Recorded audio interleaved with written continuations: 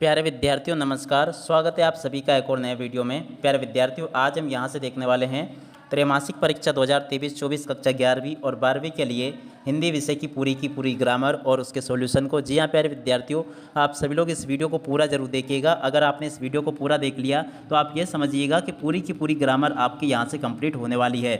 जी हाँ प्यारे विद्यार्थियों, में कक्षा 11वीं और 12वीं के जो आपकी हिंदी विषय में ग्रामर पूछी जाती है उसका पूरा का पूरा सॉल्यूशन आज मैं यहाँ से आपको देने वाला हूँ। तो इसलिए आप सभी लोग इस वीडियो को बिल्कुल भी स्किप ना करें, पूरा देखकर जरूर जाएं। और प्यारे विद्यार्थियों, अगर आपने अभी तक हमारे यूट्यूब चैनल को सब्सक्राइब नहीं किया हो तो प्लीज़ जल्दी से चैनल को सब्सक्राइब जरूर कर लें और साथ में घंटी के बटन को जरूर दबा लें। तो चलिएगा अब आगे बढ़ते हैं, समझते हैं कि कक्षा 11वीं और 12वीं के पेपर में आपकी हिंदी ग्रामर में से कौन कौन से क्वेश्चन पूछे जाने हैं, यानी कि आपको हिंदी ग्रामर को कंप्लीट करने के लिए कौन कौन सी चीज़ें अच्छे से पढ़ लेनी चाहिए। तो चलिएगा अब आगे बढ़ते हैं, समझते हैं कक्षा 11वीं और 12वीं की हिंदी विषय की संपूर्ण ग्रामर को। तो देखिएगा प्यारे विद्यार्थियों, कक्षा 11वीं और 12वीं वाले विद्यार्थी यहाँ पर ध्यान देंगे। आप लोगों को सबसे पहले आवेदन पत्र भी याद करने होंगे और जीवन परिचय यानी कि कवि परिचय और लेखक परिचय यानी कि उनकी काव्यगत विशेषता आपको याद कर लेनी है। रस याद करने हैं, छंद भी आपसे पूछे जाएंगे, अलंकार भी पूछे जाएंगे, निबंध और इसके अलावा संदर्भ प्रसंग सहित व्याख्या भी आपको कंप्लीट करनी होगी। तो चलिएगा आप एक एक करके समझते हैं। सबसे पहले अलंकारों को समझ लेते हैं। तो देखिएगा ये अलंकार दिया गया है, संदेह अलंकार की परिभाषा उदाहरण से दीजिए। तो देखिएगा संदेह अलंकार खासकर प्यारे विद्यार्थियों कक्षा 12वीं के लिए पूछा जाता है। तो जितने भी कक्षा 12वीं के विद्यार्थी होंगे इसको कंप्लीट कर लेंगे। आप सभी लोग जितने भी 12वीं के विद्यार्थी हो यहाँ से इस अलंकार को अच्छे से कंप्लीट जरूर कर लें, जिससे कि आप सभी को ये अच्छे से समझ में आ सके। अब इसके बाद में आगे बढ़ते हैं, कक्षा 11वीं के लिए भी क्या क्या चीज़ें पूछी जाती है वो भी मैं यहाँ पर आपको बताने वाला हूँ। और इसके अलावा भ्रांतिमान अलंकार की परिभाषा ये भी आपसे पूछी जाएगी, आप सभी लोग यहाँ से इसको भी देख लेंगे। देखिएगा ये सारी चीज़ें ऐसी है जो कि वेरी मोस्ट टाइम पे है और आप सभी से ये पूछी जाएगी। अब इसके बाद में आगे बढ़ते हैं, नेक्स्ट क्वेश्चन को देखते हैं। ये विरोधाभास अलंकार लिखा है, ये भी कक्षा 12वीं में पूछा जाता है कि विरोधाभास अलंकार की परिभाषा उदाहरण सहित लिखिए। तो यहाँ से विरोधाभास अलंकार की परिभाषा को आप लोग नोट कर लें। क्या लिखा है, काव्य में जहाँ किसी पदार्थ गुण या क्रिया में वास्तविक विरोध ना होकर भी विरोध का आभास होता है वह विरोधाभास अलंकार होता है। तो यहाँ से आप लोग इसको याद कर लेंगे। और उसके बाद में देखिएगा ये वाला क्वेश्चन, व्यतिरेक अलंकार की परिभाषा उदाहरण से दीजिए। तो यहाँ से आप लोग व्यतिरेक अलंकार की परिभाषा को नोट कर लेंगे। ये अभी जो अलंकार मैं आपको बता रहा हूँ ये स्पेशली कक्षा 12वीं के बच्चों के लिए हैं। कक्षा 12वीं में बिल्कुल ये पूछे जाते हैं। और कक्षा 11वीं का जो मैंने आपको हिंदी बता रहा हूँ, हिंदी में से क्या क्या सारी चीज़ें पूछी जाएंगी वो भी मैं आपको इसी वीडियो में बताने वाला हूँ।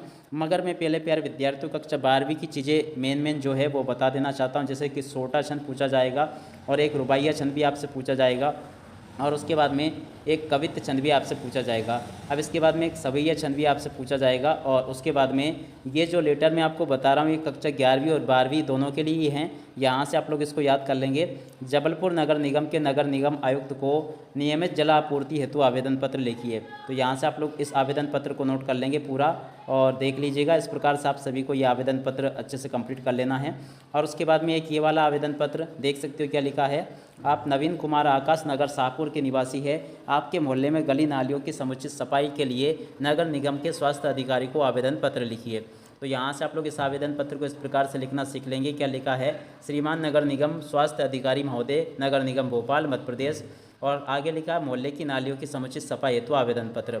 इसके बाद में यहाँ से लिख लेंगे, क्या लिखा है, विनम्र निवेदन है कि मैं आकाश नगर शाहपुर भोपाल का निवासी हूँ, हमारी नगर में नालियों का पानी सड़कों पर आता रहता है। इस प्रकार से आप सभी को ये आवेदन पत्र प्यारे विद्यार्थियों लिख देना है। और देखिएगा पूरा मैंने आवेदन पत्र यहाँ से बता दिया आपको। और ये आवेदन पत्र जो आपका बता रहा हूँ ये कक्षा 11वीं और 12वीं दोनों के लिए हैं। सचिव माध्यमिक शिक्षा मंडल मध्य प्रदेश भोपाल को कक्षा 12वीं की अंक सूची की द्वितीय प्रति भेजने के संबंध में आपको आवेदन पत्र लिखना है।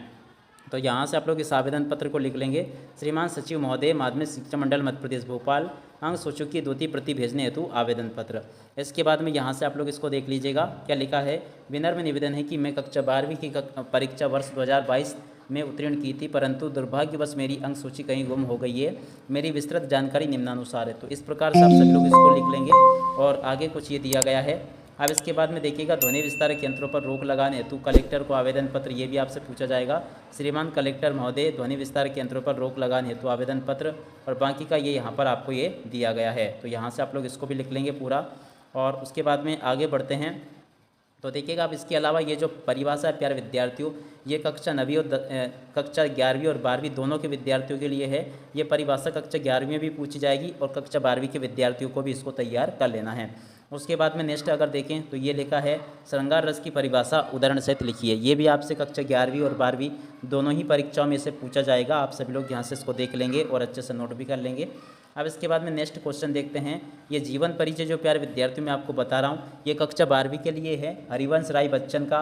तो यहाँ से आप लोग इसको देख लेंगे। इनकी रचनाएं लिखनी है 2, मधुशाला और मधुबाला, और भाव पक्ष इस प्रकार से लिख देना आपको, यहाँ से देख लें आप लोग। और उसके बाद में ये कला पक्ष लिख देना है और ये साहित्य में स्थान लिख देना है।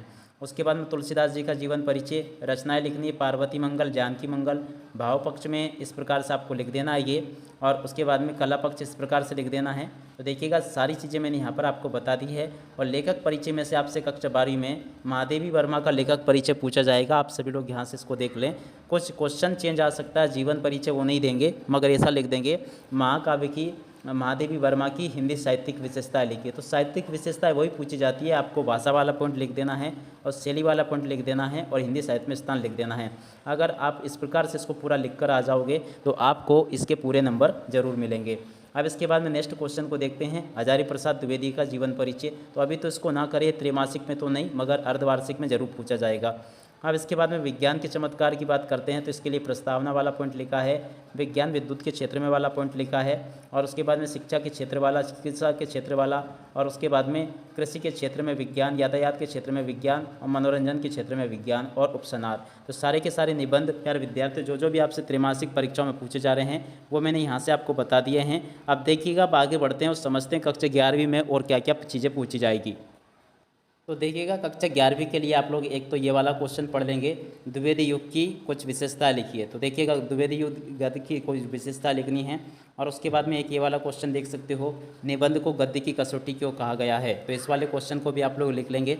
अब चलिएगा आगे बढ़ते कुछ और क्वेश्चन देखते हैं जो कि कक्षा 11वीं की त्रैमासिक परीक्षा है तो बिल्कुल ज़रूरी है। आप सभी लोग इनको अच्छे से देख लेंगे। और देखिएगा यहाँ से और कुछ और क्वेश्चन देखते हैं जो कि आप सभी के लिए वेरी मोस्ट टाइम के क्वेश्चन है। यहाँ से मैं आप सभी को ऐसे ऐसे क्वेश्चंस बता रहा हूँ जो कि आप सभी से पूछे जाएंगे। जैसे कि आपका हिंदी ग्रामर में से एक ये वाला क्वेश्चन, इंटरनेट पत्रकारिता ने दुनिया को किस प्रकार समेट लिया है, उदाहरण सहित स्पष्ट कीजिए।